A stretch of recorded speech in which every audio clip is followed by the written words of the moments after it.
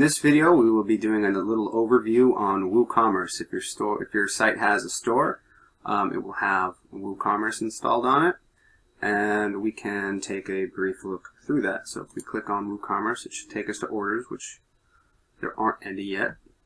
You see, when you receive a new order, it will appear here, and that's under Woocommerce orders. We have coupons, and you can add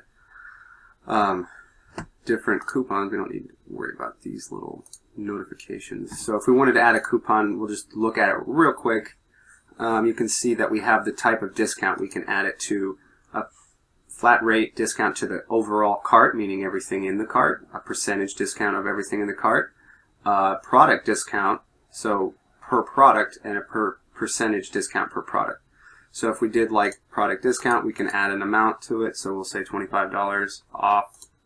And we can also make it a free shipping coupon. It's like, oh, you get free shipping with this. We can add a expiration date. So it'll automatically turn off as soon as it gets to that point. We can go and we can have restrictions on it. So they have to have a minimum that they have to buy to get this coupon potentially. By the way, this is the code itself. So you would say like,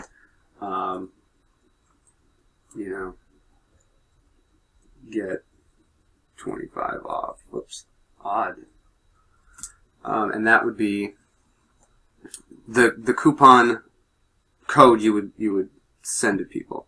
You can give a maximum, so you can see that there's little things here that tell you what these are. This one is allows you to set a maximum spend for this coupon. We can have them do it so that it's individual use only. We can exclude sale items. We can add it to particular products. We don't have any products yet. We can exclude products. We can do it to an entire category. We can exclude categories, and we can even exclude certain emails of people that we don't want to be able to use this. We have also usage limits, so we can say that this has unlimited usage, meaning that how many times it can be used before it's void. We can have a limit on how many items, and limit per user, so how many times this coupon can be used by a specific user. So that's how you create a coupon. Let's keep going. So reports, again, we don't have any reports, but if we had made some sales, for example, we can look within the last 7 days, the last month, this month, last month, the whole year. We can do a custom date, so we can go back. If our site was 3 years old, we could do a custom date and see exactly what our sales have been overall, and it'll show you, for example, here's the gross, here's the net, and refunded, orders charged for shipping, how many coupons were used, and we can export this as a CSV for to import into, like, say, Excel or something like that. We can look at it from customers. We can see what our customers are doing and what's going on with them. Again, we can look at all these different things. We can look at a list of our customers. If they, these aren't customers because these are users in the back end. But if there were customers, you could see how much money they spent and how many orders and what their last order was, and you can do certain things with them. You can also look at stock and see, what's low in stock, what's out of stock, what has the most stock. If we move on to settings, we have the general settings. You can see that we set our base location. We're in Portland, Oregon, so we can sell, where we sell. We can say like all countries except for whatever country you want to not ship to, or sell to rather. Shipping locations, same idea. We can change if geolocate, meaning like determine where they are based on what browser their IP address. We can change different options here. Stored notice is actually not a good one to ever use because it doesn't really work well with certain themes. There are certain ways we style the themes. So we have our currency position. All of this stuff will be set up in advance and just kind of going through it. Yeah, we're going to leave. So products, we have our units. So if I guess we're in Canada, we might use kilograms or ounces, or not ounces, rather grams. We have to enable ratings, and we can, limit those by these certain options here. Display is, where the shop page is, where this is the page that it is.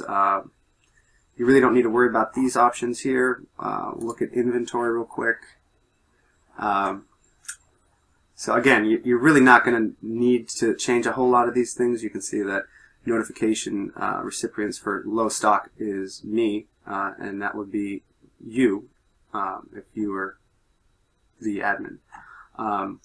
Skip downloadable products just because.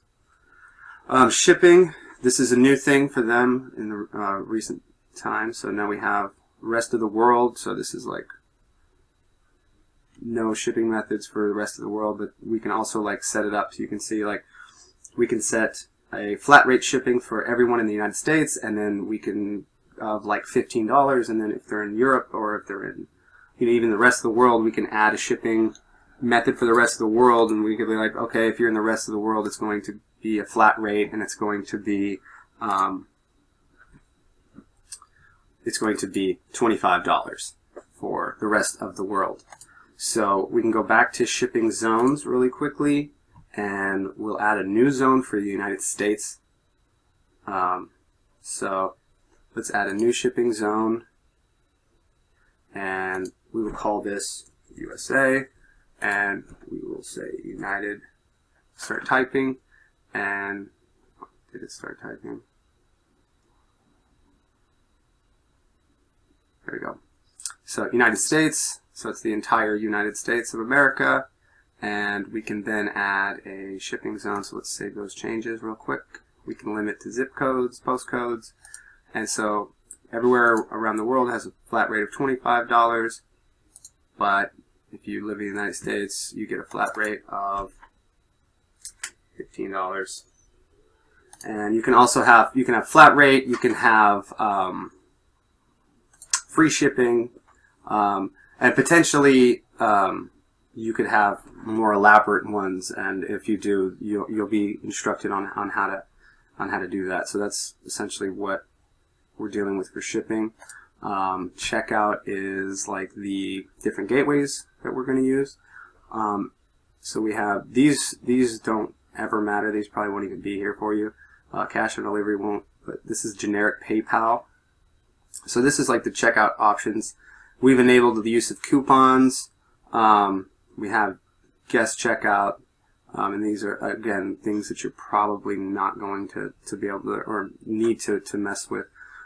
Cash on delivery, I have it enabled just because we're going to check out at some point, and I wanted to use that. Accounts. This is just the accounts page, and like certain things, it's not worth going into really. Emails is a little bit more important. You can see that we'd want to set up certain things for you, and we probably would have already done that, but we have where these orders, like these emails, when something happens, where they go. And so it says like, so when you get this email, it comes from Division and it comes from me, but like this would obviously be set up. We can change a footer text, we can add your logo, we can change some of the colors within these emails. And the rest of this stuff is kind of pointless to go through. So next we will be adding a new product.